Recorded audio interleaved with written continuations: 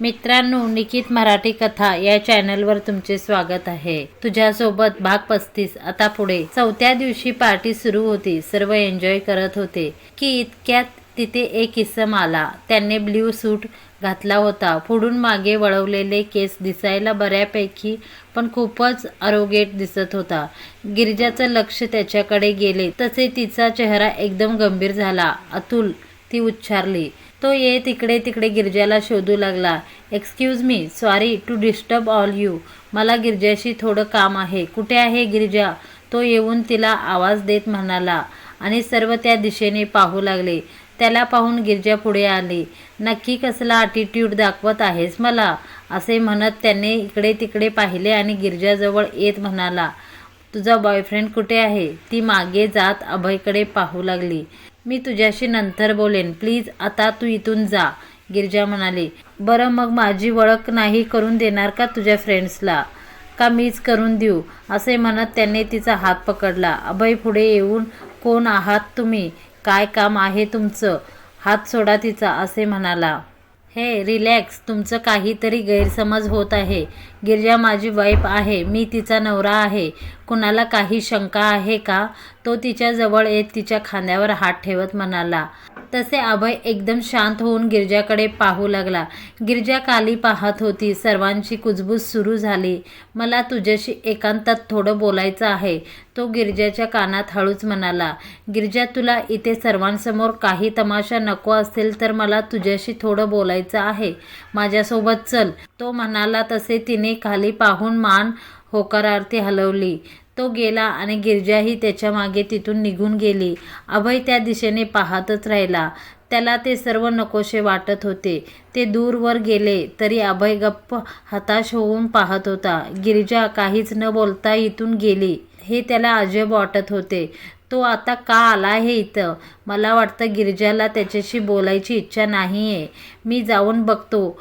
अभयचा जीव टांगाणीला आला होता. अभय, शांत हो. त्या दोघांमध्ये तू पडू नकोस. ते दोघे नवरा बायको आहेत. त्यांच्यामध्ये तुझं काही काम नाहीये, स्नेहा म्हणाली. तो एका रेस्टॉरंटमध्ये तिला घेऊन गेला. प्लीज बस. त्याने समोर असलेल्या टेबल सरकवत तिला बसवला. ती चमत्कारी नजरेने त्याच्याकडे पाहत बसली. नक्की काय असेल याच्या डोक्यात? तिला अजून भीतीही वाटत होती. गिरिजा, मला माहीत आहे कितीही केलं तरी तुझं अजून माझ्यावर प्रेम आहे. पतिव्रता बायको आहेस ना तू?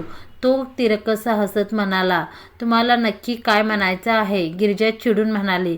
माझ्यासाठीच आली आहेस ना तू इथवर? मी जर तुला पुन्हा संधी दिली तर, अतुल म्हणाला. कसली संधी? काय म्हणायचं आहे तुम्हाला नक्की? ती न समजून म्हणाली. मला असे म्हणायचं आहे की तसे पण आपला अजून डिवोर्स झालेला नाहीये. सो मी आणि तू पुन्हा एकत्र येऊ शकतो. आदितीसाठी आणि तिच्या फ्युचरसाठी सारे काही विसरून एक नवीन सुरुवात करू शकतो. मी काय म्हणतोय ते समजत आहे ना? तो तिला निहाळत म्हणत होता. ती प्रथमच त्याला आज इतकी सुंदर दिसत होती. पण ती मात्र शॉक होऊन पाहत होती. हा असे का म्हणत असेल? आणि सारिका कुठे आहे? या दोघांचं काय प्लॅन आहे तिकडे? नको अभय, थांब. त्यांचं ते बघतील. ते दोघं नवरा बायको आहेत आणि त्यांच्यामध्ये आपण काय बोलणार आहोत? तुला माहीत आहे ना तिचा नवरा कसा आहे तो? स्नेहा म्हणाली. मला नसेल माहीत, पण स्नेहा, तुला माहीत आहे ना? तू का नाही मध्ये बोललीस? आता तर त्याच्याशी तिचं डिवोर्स होणार आहे ना? मग तू का जाऊ दिले त्याला त्याच्यासोबत? तो स्नेहावर चिडून म्हणाला. तू माझ्यावर का चिडत आहेस? ती स्वतः गेली त्याच्यासोबत. मी नाही पाठवले तिला. आणि तसे पण त्यांचा डिवोर्स होणार आहे, अजून झाला नाही. कारण गिरिजा अजूनही अतुलची वाट पाहत आहे. तू किती काहीही केलं ना अभय, तरी गिरिजा अतुलचीच आहे. स्नेहा जे बोलली त्याने तो आतून दुखावला. पुढे काही न बोलता तो रागाने दूर पाहत तिथून निघून गेला. इकडे त्या सर्व जणांचे गिरिजा आणि तिच्या नवऱ्याबद्दलचे डिस्कस चालू होते. ऑफिसमध्ये नवीन येणाऱ्या प्रत्येक मुलीला अभय आवडतो, पण गिरिजा जरा जास्त चालू निघाली आहे. अभयला वेड लावून दिले तिने. पण आता बरोबर डोळे उघडलेत त्याचे. अभय किनाऱ्यावर उभा दूरहून येणाऱ्या जाणाऱ्या लाटांना पाहत होता. सॉरी अभय, माझ्या बोलण्याचा राग आला का तुला? स्नेहा तिथे येत म्हणाली. मला का राग येईल, तो तिच्याकडे न पाहता म्हणाला.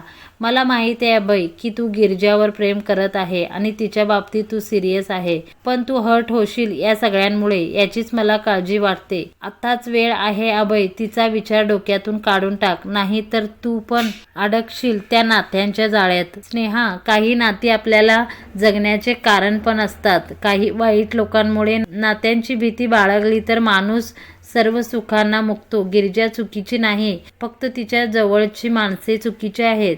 मी तिला त्या सगळ्यातून बाहेर काढेन, अभय म्हणाला. पण तिने होकार दिला तर ना?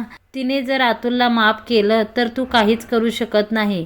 तिची पहिली प्रायोरिटी तिची मुलगी आहे, मग अतुल, त्याशिवाय तिसरं कुणीच नाही, स्नेहा म्हणाली. तिने जर अतुलला माफ केलं तरीही तिच्या निर्णयावर रिस्पेक्ट करेन, पण तिचा राग कधीच करणार नाही. तिला तिची चॉईस आहे, तिला तिचा निर्णय घेऊ दे, अभय म्हणाला. तुला काहीच फरक पडणार नाही का ती पुन्हा अतुलकडे गेली तरी, स्नेहा म्हणाली. यावर अभय आतून चिडला. ही स्नेहा का फिरून फिरून उलट सुलट प्रश्न विचारून माझे डोके खात आहे. आधीच माझा मूड खराब आहे. ती गिरिजा काय करत असेल तिकडे, मी त्या दोघांच्या मागे जायला पाहिजे होते का? हे बघ स्नेहा, गिरिजा जोपर्यंत सिंगल आहे तोपर्यंत मी तिला प्रपोज करत राहणार, आणि जेव्हा तिला कोणी आवडेल आणि ती म्हणेल आय एम नॉट सिंगल, तेव्हा मी तो दूर पाहत पुन्हा तिच्याकडे पाहू लागला. स्नेहाला वाटले हा हताश होईल, पण त्याने खिशातून मोबाईल काढला आणि म्हणाला, माझ्याकडे खूप ऑप्शन आहेत. स्नेहा, माझी काळजी करू नकोस, तुझ्या मैत्रिणीची काळजी कर, कारण तिला माझ्यासारखा नाही भेटू शकत. खूप मुली लाईनमध्ये आहेत. गिरिजाने नाही म्हटले तर त्या सर्वांचे भले होईल, त्यामुळे मला इरिटेट करू नकोस, बाजूला हो, असे म्हणत तो त्याचा गॉगल चढवत जाऊ लागला. आणि माझ्याबद्दल कधी विचार करशील, स्नेहा त्याला आडवत म्हणाले. ॲक्च्युली मला सुंदर मुली आवडतात, सुंदर मुलगा नाही, असे म्हणत तो तिथून पळाला. हरामी कुठला, असे म्हणत तिने त्याच्या मागे गेली. दुसऱ्या दिवशी अभय आणि त्याचे पूर्ण टीम बाहेर शूटसाठी मिनी बसने जात असते वेळी स्नेहा आणि अभय सोबत बसले होते. त्या दोघांचं शूटबद्दल बोलणे चालू असते वेळी अभय म्हणाला, एक मिनिट, तुझ्याशी गिरिजा काही बोलली का? तसे स्नेहाला समजले की तो नक्की काय विचारत आहे, पण ती मुद्दाम न समजल्यासारखे म्हणाली, कशाबद्दल? तिचा तो, त्याला अतुलला तिचा नवरा म्हणायचा नव्हता. यार, काल जो माणूस आला होता त्याचं काय काम होतं गिरिजाकडे? अभय म्हणाला. यू मीन गिरिजाचा नवरा? स्नेहा मोठ्याने म्हणाले. हो, तोच. ती काही म्हणाली त्याच्याबद्दल? हो, खूप खुश होती काल, पहिल्यांदाच तिला काल खुश पाहिले एवढे, स्नेहा मुद्दाम म्हणाले. हो का, असे काय बोलला तो? अभय चिडून म्हणाला. तो म्हणाला की डिवोर्स कॅन्सल करू आणि आपण पुन्हा एकत्र येऊ. तिला तर हेच हवं होतं ना, मग का नाही खुश होणार ती? स्नेहा म्हणाले. असे कसे डिवोर्स कॅन्सल करू? जोक आहे का? ही तर चीटिंग आहे, अभय एकदम ओरडत म्हणाला. चूप, वरडू नकोस, तिला आवाज जाईल, स्नेहा त्याच्या तोंडावर हात ठेवत. जाऊ दे ना मग, डोक्यावर पडली आहे का ती? एवढे होऊन तिने त्याला माफ केलेच कसे? अभय, तू शांत हो आधी. अजून माफ नाही केलं तिने, ती विचार करून सांगणार आहे 2 दिवसांनी, असे म्हणाली ती. स्नेहा, 2 दिवसांनी? इतके कमी वेळात? ते काही नाही, आत्ताच बोलतो गिरिजाशी, त्याला अजिबात माफ करायचं नाही, अभय म्हणाला. अभय प्लीज, आता तू मध्ये पडू नकोस. तू म्हणाला होता की तिने अतुलला माफ केले तर मी तिच्या डिसिजनवर ठाम असेन.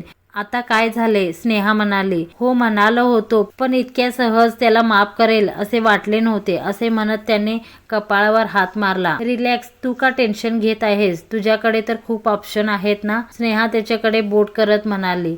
हां, तू सोडून बरेच आहेत, मी आलोच, असे म्हणत तो मागे गिरिजा आणि सलोनी एका शीटवर बसले होते. पुढच्या शीटवर करण आणि सुनील बसला होता. मला तुझ्याकडून ही अपेक्षा नव्हती, अभय गिरिजाकडे पाहत म्हणाला. सुनील आणि करणला काही समजले नाही. अजिबात काही बोलू नकोस, कुठला डिसिजन घेण्याची अक्कल नाही, करून घेतलेस ना आयुष्याचे वाटोळे, अभय मागे पाहून म्हणत होता. कुणी, मी की करण? सुनील पुन्हा हसत म्हणाला. त्याला समजले होते की तू गिरिजाला उद्देशून म्हणत आहे, कारण तिने त्याला रिजेक्ट केले होते, पण करणला काही कळले नाही, म्हणून त्याने हळूच मागे वळून पाहिले.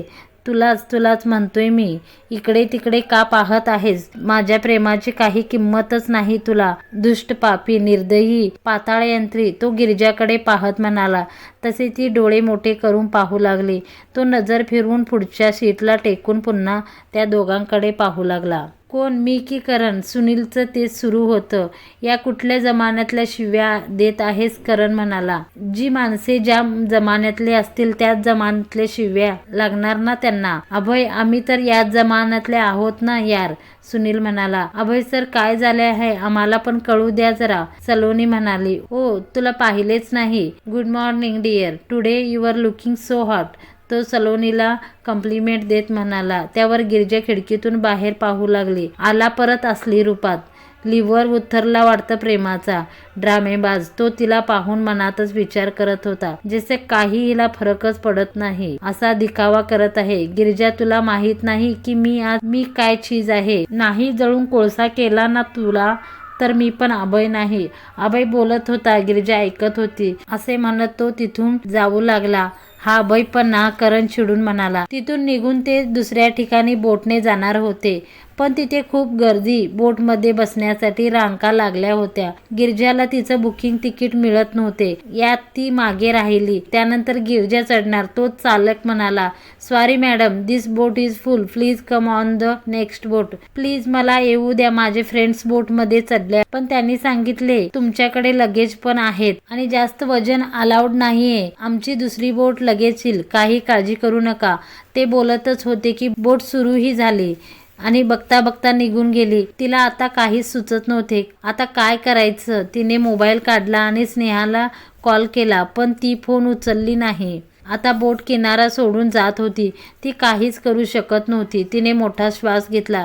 इट्स ओके गिरिजा, नेक्स्ट बोट येईल त्यात जा. पण तिने चौकशी केली तेव्हा समजले बोट जी जाणार आहे होती तिचं काहीतरी प्रॉब्लेम झाला आहे, त्यामुळे ती लेट होईल.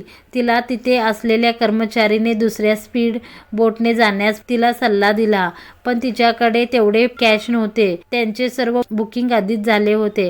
आता तिच्याकडे तिथे थांबणे हाच पर्याय उरला होता. गिरिजा उभी राहून नेक्स्ट बोट कधी येणार वाट पाहत बसली. तिला आता खूपच टेन्शन आले होते. त्या स्नेहा फोन उचलत नव्हती. याचे कारण म्हणजे जेव्हा स्नेहा अभय सोबत होते, स्नेहाने त्याला फोटो काढण्यासाठी एका गार्डनमध्ये आणले होते. स्नेहा, हे बघ, तू म्हणलीस त्याप्रमाणे मी हे फोटोज घेतले आहेत. एवढे बस, अभय म्हणाला. आपण 20 मिनिटे लेट आहोत, पक्का बोट गेली असणार. तो स्नेहाला चिडून म्हणाला. गेली तर जाऊ दे, आपण नेक्स्ट बोटने जाऊ, असे ती स्नेहा म्हणाली. ही गिरिजा का सारखी फोन करत आहे? तिला कळले तर नाही ना मी अभय सोबत बोट मिस केली आहे? पण ती रांकेत उभे होती तेव्हाच आम्ही दोघे होतो. ही आता का फोन करत असेल? ती मला बोटमध्ये शोधत असेल कदाचित, स्नेहाने विचार केला. गिरिजाने सकाळपासून अभयचे डोके फिरवले होते. अभय चिडून म्हणाला. दोघे कॉपी घेत होते. स्नेहा बोलत होती, पण अभय अजूनही तेच विचार करत होता. किती अवघड झाले आहे माझ्यासाठी. तिचं माझ्यावर प्रेम असूनही ती मान्य करत नाही. एवढी काय मजबुरी असेल तिची? आता कुठल्याही कारणास्तव जर ती पुन्हा अतुलकडे गेली तर मी हे सहन करू शकेल का? तो विचारात हरवला होता की स्नेहाने त्याच्यापुढे चुटकी वाजवली. स्नेहा म्हणाली की मला बाथरूमला जायचं आहे. एकीकडे स्नेहा गेली तसे अभय डोकं टेबलवर ठेवून पडून राहिला. या गिरिजामुळे आता मला काही खाऊ वाटत नाहीये, पण मी काय इतका विचार करत आहे तिचा, माहीत असून की ती माझी काहीच पर्वा नाही. स्टुपिड. त्यांनी टाइमपाससाठी मोबाईल हातात घेतला आणि पुन्हा त्याच्या मनात आले, गिरिजाने लास्ट टाइम मला कधी फोन केला होता आठवतही नाही. असा विचार करत असताना तेवढ्यात त्याचा फोनवर गिरिजाचा फोन आला. अभय चकित होऊन पाहू लागला. गिरी असा नंबर सेव्ह होता. ही तीच आहे का? कहीं मैं सपना तो नहीं देख रहा हूँ. देवीचं नाव घेतले. देवी प्रकट झाली. हॅलो, कोण? तो मुद्दा म्हणाला. मी गिरिजा बोलते. तिचा आवाज आला. ती जरा संकोचपणे बोलत होती. त्याचा आवाज ऐकून तर ती अजून नर्वस झाली होती. हो बोला मॅडम, माझा नंबर अजून आहे का तुमच्याकडे? मला वाटले डिलीट केला असेल. बरं, काय काम आहे? कामाशिवाय तर तुम्ही फोन केला नसेल, हो ना? तो म्हणाला. ती पलीकडून शांतपणे म्हणाली, अभय, स्नेहाचा फोन लागत नाहीये. ती तुझ्यासोबत असेल तर तिला प्लीज मला कॉल करायला सांगशील का? ती रिक्वेस्ट करत म्हणाली. तिच्या मधुर आवाजाने त्याचं अस्वस्थ झालेलं मन शांत झाले. सांगतो. अजून काही? तो म्हणाला. अजून काही नाही, ती म्हणाली.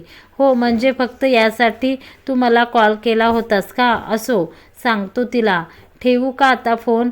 तो नाराज होत म्हणाला. 1 मिनिट अभय, ती म्हणाली. अजून काही निरोप द्यायचा आहे का? असेल तर सांगा ना, माझा फोन त्यासाठीच आहे, अभय चिडून म्हणाला. ते नाही, मला एक विचारायचं होतं. एअरपोर्ट सोडून अजून करन्सी कुठे एक्सचेंज करता येईल?